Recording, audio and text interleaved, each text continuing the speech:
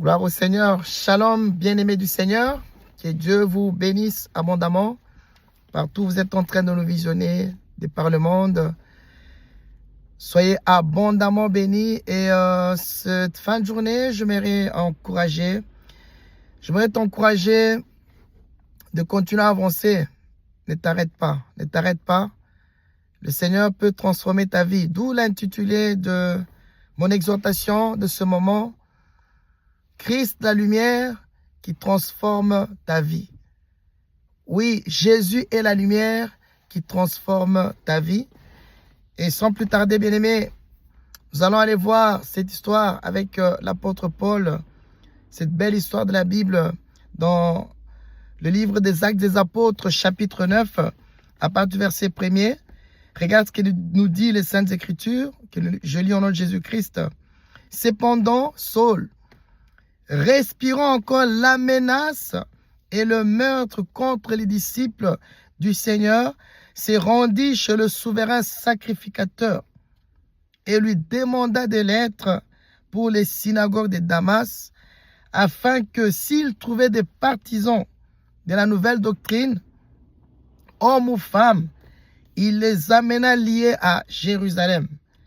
Comme il était en chemin et qu'il approchait de Damas, tout à coup, une lumière venant du ciel resplendit autour de lui. Il tomba par terre et il entendit une voix qui lui disait « Saul, Saul, pourquoi me persécutes-tu » Il répondit « Qui es-tu, Seigneur » Et le Seigneur dit « Je suis Jésus que tu persécutes. Il te serait dur de régimber contre les aiguillons. » Tremblant et saisi d'effroi, il dit « Seigneur, que veux-tu que je fasse » Et le Seigneur lui dit « Lève-toi, entre dans la ville et on te dira ce que tu dois faire. » Et tu peux continuer jusqu'au verset 22. Saul de Tarse, quelqu'un qui était hyper motivé, avant dans le mauvais sens, parce qu'il cherchait à faire du mal aux personnes qui annonçaient la parole de Dieu, aux personnes qui prêchaient la bonne nouvelle. Parce que parfois, on se croit fort, on se croit tout permettre, mais on oublie qu'il y a un Dieu qui est sur son trône. Il y a un Dieu qui est sur son trône et que celui qui a le dernier mot pour les vies des personnes. Bien-aimé, tu peux faire le mal comme tu le veux, comme tu le prétends. Mais tu es dans l'impossibilité de mettre un point final à la vie d'une personne. Parce que celui qui a la possibilité de mettre un point final à la vie d'une personne, c'est Jésus-Christ de Nazareth, notre Seigneur, notre Sauveur. Et un jour, Saul de Tarse, tellement qu'il se croyait supérieur, tellement qu'il se croyait tout permis, parce qu'il avait des accords, il avait de la confiance de ses chefs, de ses supérieurs. Il se permettait de faire tout ce qu'il voulait, jusqu'au jour, un jour, sur son chemin, comme on l'a lu au verset 3, comme il était en chemin et qu'il approchait de Damas, tout à coup, une lumière venant du ciel resplendit autour de lui. La lumière de Christ l'a rencontré sur ce chemin. Sur le chemin, il faisait le mal. La lumière de Christ l'a rencontré. Et cette lumière a totalement transformé sa vie. Lui qui était un meurtrier, lui qui était rempli de haine, de mal, lorsqu'il a rencontré la lumière qui est Jésus-Christ, cette lumière a totalement transformer sa vie. Lorsque tu vas lire la continuité de l'histoire, tu vas voir la démarche maintenant que Dieu a fait vis-à-vis de cet homme qu'on appelait Saul. Comment est-ce que lorsqu'il a rencontré la lumière qui est Christ, cette lumière l'a totalement transformé. Et le même Saul qui faisait tant de mal, cet homme a été totalement transformé. Et c'est ce même Saul qui, par après, a reçu le nom de Paul. Et il a écrit, comme vous le savez, le 2 tiers du Nouveau Testament. On va dire même 90% 100% du Nouveau Testament. Parce qu'un jour, la lumière du Christ l'a rencontré sur son chemin. Parce que dans la bien-aimée du Seigneur, change ta mentalité. Change ta façon de penser. Parce que dans la lumière, lorsque la lumière rencontre la vie d'une personne, bien-aimé, la lumière produit ce qu'on appelle une accélération. La lumière, bien-aimé, produit de l'excellence. La lumière, mon frère, ma soeur, te fait rentrer dans ta destinée. Alléluia. Et lorsque le Seigneur a dit à Saul, il lui a dit ceci au verset 5. Saul lui dit, il répondit, qui es-tu, Seigneur? Et le Seigneur dit, je suis Jésus que tu persécutes. Il te serait dur de régimber contre les aiguillons. Il te serait dur de régimber contre les aiguillons. J'ai été faire des recherches sur ce terme. Il te serait dur de régimber contre les aiguillons. Et j'ai constaté que lorsqu'on dit régimber, cela veut dire se rebeller comme un animal qui n'a pas envie, qui se rebelle, alors qui donne des coups de pied. Donc il n'a pas envie qu'on le traîne, alors il se rebelle, il donne des coups de pied. Et ça, c'est ça, régimber. Et aiguillon, ce sont des bâtons pointus pour faire avancer le bœuf. Alléluia. Et dans ce contexte de la parole que nous venons de lire, bien-aimé du Seigneur, régimber contre les aiguillons veut tout simplement dire résister à Dieu ou à sa volonté. Et Saul était incapable de résister à Dieu et à sa volonté. Parce que, bien-aimé, on ne peut pas résister contre plus fort que soi. Alléluia. On s'est dit qu'on est dans l'occultisme, qu'on est dans la sorcellerie, on fait du mal aux gens, on cherche à détruire les vies des gens. Bien-aimé, toi qui suis cette vidéo, laisse-moi te dire que le Seigneur t'aime.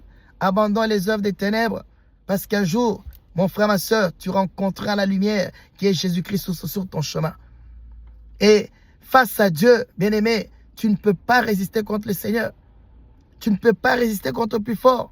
Et le même Saul qui était dans les histoires tellement abominables, la lumière de Christ a totalement changé l'histoire de sa vie. Et ma prière cet après-midi, bien-aimé, que cette lumière rentre dans ta maison, que cette lumière puisse totalement te transformer. Peut-être que toi, ce sont les addictions aux stupéfiants. Bien-aimé, tu fumes, tu te drogues et tu es addict à ça que tu n'arrives pas à abandonner. Je prie que la lumière de Christ te rencontre et que cette lumière puisse totalement changer ta vie. Peut-être toi, tu es encore dans... Tu ne peux pas passer une journée sans te saouler. Tel café, tel bar, bien-aimé, et toutes tes journées, tu y passes. Et maintenant qu'il va commencer à faire meilleur, tu es là en train de consommer l'alcool jusqu'à t'enivrer. Je prie dans le nom de Jésus que la lumière de Christ te rencontre et qu'il transforme ta vie et qu'il mette en toi les dégoûts de l'alcoolisme.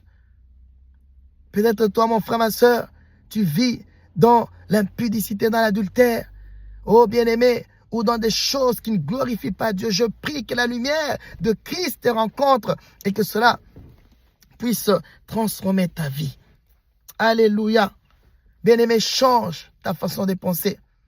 Change ta façon de penser. Que la lumière de Christ te rencontre et que cela, que ta façon d'échanger pense. Soit que ta façon de penser puisse être totalement changée. Et que tu aies en toi le dégoût du péché, le dégoût des choses de ce monde. Alléluia. Oh mon frère, ma soeur. Alors, dans la lumière, pardon, il y a plusieurs sortes de lumière. Une lumière la première sorte de lumière, c'est la lumière qui te permet de sortir de ta situation. Dans le livre de Ésaïe 60, verset 1, la Bible dit, lève-toi, sois éclairé, que ta lumière arrive. Et la gloire de l'Éternel se lève sur toi. Lève-toi, sois éclairé dans ta situation et que tu sors de cette situation. Peut-être c'est la médiocrité, que tu sors de cette situation. Peut-être ce sont des blocages, des réclamations de la famille et qu'est-ce que d'autre encore que je sais. Bien-aimé, que tu sors de là. Lève-toi, mon bien-aimé, sois éclairé. Car la lumière du Christ arrive. Deuxième sorte de lumière, bien aimé, c'est la lumière par conscience. Dans les livres de Proverbes, chapitre 20, verset 27, si tu lis la version du français courant, il est écrit que la conscience est la lampe que le Seigneur donne à l'homme. La conscience est la lampe que le Seigneur donne à l'homme. Elle éclaire les profondeurs de son être. La conscience est la lampe que le Seigneur donne à l'homme. Bien-aimé, la conscience qu'on a appris à l'école, cette voix intérieure qui te dit que telle chose est bonne à faire ou telle chose n'est pas bonne à faire, ne le fais pas. La conscience, bien-aimé, c'est une lumière, une lampe intérieure que Dieu a mis en l'homme et elle éclaire les profondeurs de son être. Bien-aimé, la conscience. La conscience. Et la Bible déclare que lorsque ton œil est éclairé, dans Matthieu chapitre 6, Matthieu chapitre 6, le verset 22, la Bible nous dit ceci, Matthieu 6, verset 22. La Bible dit que l'œil est la lampe du corps. Et si ton œil est en bon état, tout ton corps sera éclairé. Mais si ton œil est en bon état, tout ton corps sera éclairé. Cela veut dire, tu as besoin de la lumière, mon frère, ma soeur.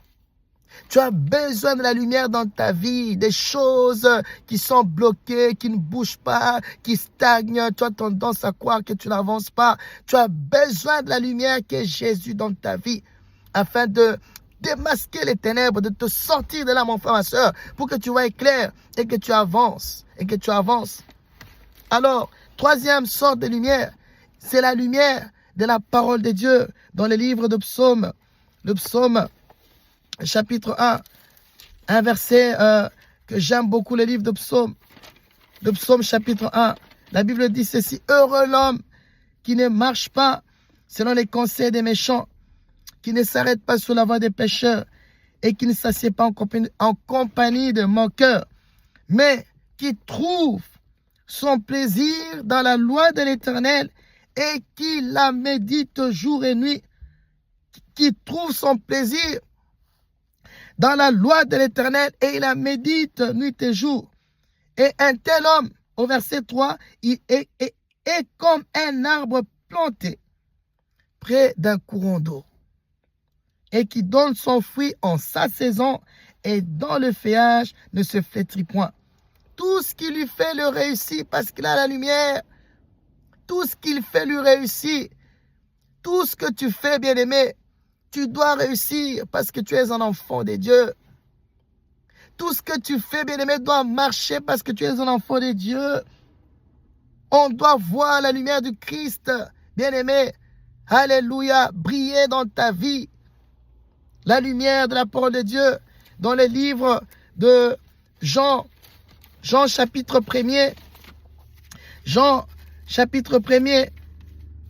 Nous sommes en train d'atterrir pour clôturer cette exhortation. Jean chapitre 1er. La Bible dit, en pas de verset 1er, au commencement était la parole. Et la parole était avec Dieu. Et la parole était Dieu. Elle était au commencement avec Dieu. Toutes choses ont été faites par elle et rien de ce qui a été fait n'a pas été fait sans elle. En elle était la vie et la vie était la lumière des hommes. Donc, en la parole de Dieu était la vie et la vie était la lumière des hommes. Bien-aimé, la lumière de la parole de Dieu. C'est pourquoi, médite cette parole, mon frère, ma soeur. Elle va ouvrir, elle va amener la lumière dans ta vie. Elle va t'ouvrir les yeux. Lorsqu'on dit méditer la parole de Dieu, méditer veut dire chuchoter, mon frère, ma soeur. Chuchoter. Tu peux déclarer, chuchoter. Tu déclares, tu lis la parole de Dieu à haute voix. Tu la lis à haute voix pour que ça reste ancré en toi, pour que la lumière vienne. Comme quelqu'un qui dit, par exemple, il peut dire plusieurs fois la même couleur. Admettons, jaune, jaune, jaune, jaune, jaune, jaune, jaune, jaune, jaune, jaune, jaune, jaune, jaune. et tu les dis à la longueur de la journée, à un moment donné, tu vas voir comme si la lumière jaune apparaît au devant de tes yeux. C'est ça la méditation. Tu déclares la parole de Dieu plusieurs fois. Tu la déclares, tu la déclares, tu la déclares. À un moment donné, tu vas voir la manifestation de cette parole, bien-aimée, surgir dans ta vie. Et les choses se transforment. Et lorsque tu médites cette parole, il faut croire en cette parole. Croire que cette parole est lumière. Croire que cette parole va changer ta vie. Alléluia, d'un péché que tu n'arrivais pas à t'en débarrasser. Mais parce que tu as lu la parole de Dieu. Alléluia. Et que la parole de Dieu t'a dit que tu dois te débarrasser de ce péché. Tu t'en débarrasses. Parce que la parole de Dieu est la lumière. La parole de Dieu est la lumière. Bien-aimé, Jésus est la lumière qui peut transformer ta vie. Et peut-être, mon frère, ma soeur, plusieurs Saul de Tarse sont en train de m'entendre en ce moment. Lorsqu'on prêche la parole de Dieu, toi, tu te fâches. Lorsqu'on évangélise, toi, tu fais tout, bien-aimé du Seigneur, pour empêcher l'évangélisation. Bien-aimé, le Seigneur te parle ce matin, ce soir, quelle que soit l'heure qu'il fait chez toi. Laisse la lumière de Christ te rencontrer. Laisse la lumière de Christ transformer ta vie. Laisse la lumière de Christ changer ta mentalité, tes pensées. Laisse la lumière de Christ bouleverser ta vie, transformer ta vie. Alléluia. Et tu verras des choses que Dieu va faire dans ta vie, comme il a fait dans la vie de Paul. Tu verras des choses que le Seigneur va faire avec toi, mon frère, ma soeur. Alléluia. Parce que c'est un Dieu d'amour. Alléluia. Alors, laisse pénétrer cette lumière dans ta vie. Et que ta vie soit totalement changée. Le Seigneur, il t'aime. Est-ce que tu peux me permettre de prier avec toi en ces jours?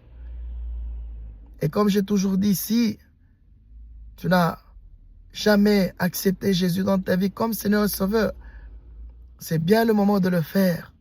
Parce que le Seigneur t'aime. Le Seigneur t'aime, mon bien-aimé. Donne ta vie à Jésus. Accepte-le comme Seigneur et Sauveur. Ainsi, tu seras bénéficiaire de cette lumière qui va totalement bouleverser, transformer toute ta vie entière. Est-ce que tu peux prier avec moi, Seigneur Jésus? Merci pour cette exhortation. Je te prie de me pardonner pour tous mes péchés et que ton sang me sanctifie. Je te confie toute ma vie. Aujourd'hui, je t'accepte comme Seigneur et Sauveur. Saint-Esprit Dieu, change l'histoire de ma vie. Je suis sauvé. Au nom de Jésus-Christ. Seigneur, je prie. Amen, amen. Je prie pour toutes ces personnes qui ont suivi cette vidéo. Ma prière levée de mon cœur, c'est qu'ils te rencontrent sur leur chemin et qu'ils te transforment leur vie. Au nom de Jésus-Christ, et qu'ils soient abondamment bénis et que tu règnes encore dans leur vie. Au nom de Jésus-Christ. Amen, amen. Que le Seigneur vous bénisse. Vous qui avez accepté Jésus-Christ, cherchez une bonne église où on prêche Jésus-Christ de vie et que le Seigneur continue à transformer votre vie. Quant à moi, j'ai été très heureux de vous présenter cette vidéo à la gloire du Seigneur. On se donne rendez-vous dans les prochaines vidéos et on va continuer à partager la parole de Dieu et le Seigneur va continuer à toucher des vies. Soyez bénis. D'ici là, portez-vous bien. C'est votre humble serviteur, le pasteur Gédéon. Que le Seigneur vous bénisse abondamment. Que le Seigneur vous bénisse. Bye bye.